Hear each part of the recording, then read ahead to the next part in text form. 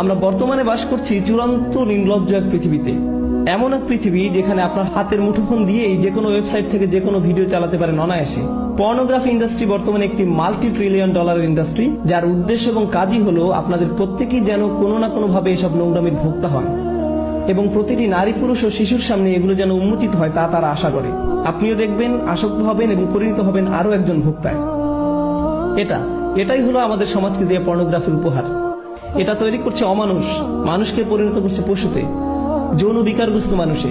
এবং আপনাদের মধ্যেই দুর্ভাগ্যক্রমে কারো কারো এই আসক্তি রয়েছে, এবং আপনারা এসব জঞ্জাল অনলাইনে দেখছেন, আপনারা দেখেন এবং নিজেদের বিভিন্ন মোবাইল ডিভাইসে এবং অ্যাপে সেভ করে রাখেন। এবং এই নিয়ে আপনাদের ভিতরে আর কোনো খারাপও লাগে না, কেননা আপনারা নিজেরাই মনে মনে নিজেদের জন্য এগুলোকে গ্রহণযোগ্য ধরে নিয়েছেন। হয়তো মাঝে মাঝে এ নিয়ে একটু অনুশোচনা হয়, কিন্তু আবারও আপনি ফিরে যান সেদিকে। আপনি ভাবছেন, অন্তত আমি তো কারো ক্ষতি করছি না, অন্য কাউকে তো দেখাচ্ছি না, নিজেই দেখছি, এইটুকুই ঠিক আছে। কিন্তু জানেন আসলে কি হচ্ছে? ভেতরে ভেতরে আপনার আত্মা নিঃশেষ হয়ে যাচ্ছে, আপনার সালাত হয়ে গেছে অন্তঃসার শূন্য। সে সময় আপনি একটু চোখের পানি ফেলতে পারেন না, কেননা আপনার হৃদয়ে আল্লাহর ভয় এতটাই কমে গেছে। কারণ হলো ওই সমস্ত নোংরামি যা আপনি দেখে আসছেন তারই ফলাফল। এগুলো আপনাকে পরিণত করেছে একটা মানুষরূপী পশুতে, যার ফলে আপনি এখন আর স্বাভাবিকভাবে তাকাতেও পারেন না। যখন একজন নারী আপনার পাশ দিয়ে যায়, আপনি যেন দেখেন একটা মাংসপিণ্ড হেঁটে যাচ্ছে। আপনার দু চোখ সর্বদাই নিরীক্ষণ করে বেড়াচ্ছে প্রত্যেককে।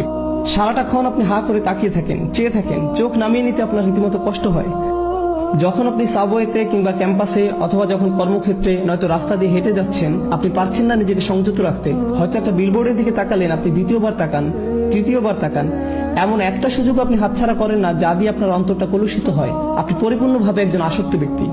তারপর কিনা আপনি আমাকে বলেন, ভাই নামাজে মনোযোগ আনবো কিভাবে? আপনি কোন দুনিয়া বাস করছেন? কোন জগতে আছেন আপনি? ভাইরা আমার, বিশেষ করে ভাইদেরকেই বলছি, জানি কিছু বোনেরও এই সমস্যা রয়েছে। এটা অত্যন্ত দুঃখজনক বাস্তবতা। এটা একটা যুদ্ধ, এবং এই যুদ্ধ যে কোনো সামরিক যুদ্ধের চেয়েও ভয়ঙ্কর। এটি সেই যুদ্ধ যা কিনা ধ্বংস করে দিচ্ছে আমাদের অন্তরকে। এই জিনিস আমাদের ঘর পর্যন্ত প্রবেশের পথ করে নিচ্ছে, রাস্তা বানিয়ে নিচ্ছে। আচ্ছা, আমিও চাই আমাদের সন্তানদেরকে এসবের হাত থেকে যত দূর সম্ভব বাঁচাতে, কিন্তু যখন আমার সন্তান স্কুলে যায়, সেটা ইসলামিক স্কুলই হোক না কেন, খুবই উজ্জ্বল সম্ভাবনা রয়েছে যে কেউ একজন হতে পারে তারই এক বন্ধু তার আইপ্যাড বা অনুরূপ কোনো মোবাইল ডিভাইস নিয়ে এসে বলবে, দেখো দেখো সবাই। এটা খুবই বাস্তব একটা চিত্র, মোটেই কাল্পনিক কিছু নয়। এজন্যই আমাকে আমার সন্তানদেরকে প্রস্তুত করতে হবে এই কুৎসিত কদাকার জগৎ সম্পর্কে, যার মুখোমুখি তারা হবেই এক সময়। এর থেকে পালানোর আর কোনো পথ নেই, আসলে কোনো মুক্তি নেই। আপনারা ইসলামিক লেকচার দেখছেন ইউটিউবে, নিশ্চয়ই দেখে থাকবেন যে সেখানে যে কোনো ভিডিওর পাশ দিয়ে ফলো আপ ক্লিপ গুলো দেওয়া থাকে, তার মধ্যে একটা না একটা বাজে জিনিস থাকবেই। আর আমার মনে হয় না এটা নিছক দুর্ঘটনা। এমন না যে সবকিছুতে আমি ষড়যন্ত্রের গন্ধ পাই, তবুও আমি মনে করি না এগুলো এমনি এমনি হচ্ছে। আর আপনাদের বেলায় আসলে কি হয়? আপনি একটা ভিডিও দেখছেন, পাশে একটা বাজে জিনিস দেখে ক্লিক করলেন, আবার আরেকটাই ক্লিক করলেন, আবার আরেকটাই ক্লিক করলেন, শেষ পর্যন্ত গিয়ে ওইসব জঘন্য কিছু একটা আপনি দেখে ফেললেন। ওয়াল্লাযীনা হুম লিফুরুজিহিম হাফিজুন। বিশেষত যখন এই লজ্জাস্থানের ব্যাপার আসে, তারা তা হেফাজত করে। ভাই, আমার জন্য কি সমাধান? আমাকে বিয়ে করে ফেলা উচিত? দেখলেন না ওই দিন যেমন একজন জিজ্ঞেস করলো, আমি কিভাবে এখনই বিয়ে করতে পারি? না রে ভাই, এই জিনিসের সমাধান বিয়ে নয়। আপনি যদি একজন যৌন বিকারগ্রস্ত হয়ে থাকেন, তবে বিয়ের পরেও আপনি তাই থাকবেন। আপনার এখনই লজ্জা না থাকে, তো বিয়ের পরেও আপনার লজ্জা থাকবে না। সত্যি আপনি ভাবছেন বিয়ের মাধ্যমে আপনার সমস্যা শেষ হবে? না, আপনার সমস্যা বিয়ে নয়, আপনার সাহায্য দরকার। আপনাকে এসব বন্ধ করতে হবে, আপনার নিজেকে এভাবে কষ্ট দিয়ে থামাতে হবে, নয়তো আপনার ভেতরে আর কিছুই অবশিষ্ট থাকবে না। কদিন আগে একটা ইমেল পেলাম একজন টিনেজ বালকের থেকে, যে কিনা পর্নোগ্রাফিতে আসক্ত। নামবিহীন ইমেল। সে লিখেছে, আমি নিজেকে মেরে ফেলতে চাই, আমি পারছি না বন্ধ করতে। আমি 11 বছর বয়স থেকে এগুলো দেখছি, আমার বাবা মা কিছু জানেন না, আমি এগুলো পড়ি আর কাঁদি। কারণ এই ছেলে তো একা নয়, এরকম লক্ষ লক্ষ মুসলিম ছেলে মেয়ের আজ এই অবস্থা, লক্ষ লক্ষ। আমাদের ওদেরকে সাহায্য করতে হবে, যা কিছু পারি তাই করতে হবে। এগুলো প্রতিরোধ করার জন্য আমাদের $1 ট্রিলিয়ন বিজ্ঞাপন ব্যবস্থা নেই। আর এটাও আমার জন্য বলাটাও বাস্তবসম্মত হবে না যে এইসব ফেসবুক, ইউটিউব, টুইটার, ইন্টারনেট এসব হারাম। এটাই বাস্তবতা। এগুলো এখন অক্সিজেনের মতো একটা স্বাভাবিক ব্যাপার। আমরা শুধু যা করতে পারি তা হলো আমাদের তরুণদের সাথে এই বিষয়ে পরিপক্ক কথাবার্তা বলতে হবে, এবং তাদের শেখাতে হবে কিভাবে এইসব জিনিসকে মোকাবেলা করতে হয়, এগুলোর ফাঁদে না পড়ে। এখানে যারা প্রাপ্তবয়স্ক আছেন, ইন্ডিয়ান মুভি দেখা বন্ধ করুন ভাই। আপনি কেন এইসব লেকচারে অংশগ্রহণ করছেন? কথা বলছেন সালাত নিয়ে, সালাতের গুরুত্ব নিয়ে, অথচ নিজেদের সংযম ধরে রাখতে পারছেন না। মা, মেয়ে, স্বামী, স্ত্রী, বোনেরা মিলে একসাথে যা ইচ্ছা দেখছেন, কি না দেখছেন। আল্লাহ, থামুন, বন্ধ করুন এসব, থামুন। ওয়াল্লাযীনা হুম লিফুরুজিহিম হাফিজুন। তারা তাদের লজ্জাস্থান হেফাজত করে। লজ্জাস্থানের হেফাজত করা মানেই যে ব্যভিচার জিনা না করা তা কিন্তু নয়। এর মানে সেই সকল জিনিস থেকে বিরত থাকা যা আমাদেরকে ওই প্রলোভনের দিকে ধাবিত করে। তারা লক্ষ্য করে, তারা রক্ষা করে, তারা জানে লজ্জাবোধ হুমকির মুখে পড়ে, তারা বোঝে কিসে তাদের দুর্বলতা এবং আকাঙ্ক্ষা চাহিদা সম্পর্কে। এই তীব্র আকাঙ্ক্ষা আসলে আল্লাহ আমাদের মধ্যে দিয়েছেন এবং সেটা আল্লাহ দিয়েছেন সঙ্গত কারণেই। তিনি এটা করেছেন আর সবার মধ্যে এই চাহিদা আছে, এটা বলতে আমার কোনো দলিল প্রয়োজন নেই। জানি আমি পুরুষ মানুষ যারা এখানে আছেন প্রতিদিন প্রতিনিয়তই আপনাদের সবাই এই চ্যালেঞ্জকে মোকাবিলা করছেন। বিশেষ করে এরকম একটা শহরে, অন্তত টেক্সাস আর একটু বেশি রক্ষণশীল, অনেক বেশি না কিছুটা বেশি। কিছু শহরে অন্তত এসব কুরুচিপূর্ণ বিলবোর্ড বা এ ধরনের জিনিস বসানোর অনুমোদন দেওয়া হয় না। আসলে তারা বিলবোর্ড টাঙানোর অনুমোদন দেয় না, কিন্তু সেটা হয়তো দ্রুতই বদলে যাবে, কেননা শেষ পর্যন্ত সাম্রাজ্যবাদেরই জয় হয়। কথা হচ্ছে আপনারা এমন এক শহরে বাস করেন যেখানে সবই আপনার সামনে উন্মুক্ত, কোনো কিছুই বাদ নেই, সবকিছু। আর আপনাদের রীতিমতো মরণ যুদ্ধ করতে হয় নিজেদের বাঁচানোর জন্য। এই অনুচ্ছেদটিতে এমনকি খুব বেশি বড় লক্ষ্য অর্জনের কথা বলা হয়নি, এখানে কেবল ন্যূনতম অংশটুকু এসেছে। আগেই বলেছি আপনাদের, তাই না?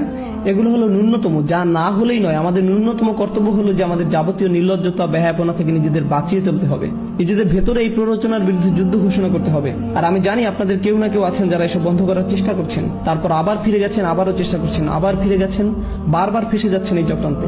জানি আমি অনেকেরই এমনটি হচ্ছে। আপনারা যুদ্ধ করে যাচ্ছেন এর সাথে, তবে হাল ছেড়ে দিবেন না। আর সেজন্য যা প্রয়োজন করুন, কখনো একা থাকবেন না, সব সময় ভালো বন্ধুর সাথে থাকুন, লাইব্রেরি চলে যান আর সেখানে পড়াশোনা করুন। এমন কোথাও চলে যান যেখানে আপনার আশেপাশে আরো মানুষ থাকবে, কারণ আপনি যখন একা থাকেন শয়তান আপনাকে একা পেয়ে বসে। আর আল্লাহর ভয় যদি আপনার মনে যথেষ্ট না থাকে, তবে অন্তত মানুষের ভয় যদি কাজ হয়, অন্তত নাই হোমার চেয়ে তো কানা বোমা ভালো। আপনারা জানেন এসব কথা অন্যখানে আমি আগেও বলেছি, বাবা মায়েদের আরো বলছি, যদি আপনার বাসায় কম্পিউটার থেকে থাকে দয়া করে সেটা ল্যাপটপ না হয়, বাসার ডেস্কটপ রাখুন। আর মনিটরটা যেন বড় হয়। আর এটা নিশ্চিত করবেন কম্পিউটারটা যেন রান্নাঘর কিংবা খাওয়ার ঘরে থাকে, বসার ঘর ব্যবস্থা করবেন না। বাচ্চাদের ঘরে তো নয়, এমনকি আপনাদের সবার ঘরেও না, খাবার ঘরে কম্পিউটার রাখবেন, একদম সবাই দেখতে পাচ্ছে এমন দিকে মুখ করে। তুমি হোমওয়ার্ক করতে চাচ্ছ, করো, মনিটর এদিক ওদিক ঘোরাতে পারবে না, সবার মুখের সামনেই থাকবে। এভাবেই আপনাকে করতে হবে, বুঝলেন? এভাবেই আমাদের সাবধানতা অবলম্বন করতে হবে। আপনার 11 বছর বাচ্চাকে স্মার্টফোন দিবেন না, কি ভাবছেন আপনি? ব্যাপারটা মোটেও স্মার্ট নয়। বাচ্চাদের আপনারা স্মার্টফোন দিবেন না। আমি কেন এমন দেখি যে ইসলামিক স্কুলে ক্লাস 2 বা 5 এর বাচ্চার হাতে আইফোন 5, আমার নিজেরও আইফোন 5 নেই, আর তাদের কিনা আছে, কিসের জন্য? আপনারা জানেন এগুলো কত ভয়ঙ্কর হতে পারে? ইল্লা আলা আজওয়াজিহিম আও মা মালাকাত আইমানিহুম ফাইন্নাহুম গায়রা মালুমিন। আর তাদের স্বামী স্ত্রী ব্যতীত, তাদের অধিকারভুক্ত দাসী ব্যতীত, সেক্ষেত্রে সংযত না হলে দোষের কিছু নেই।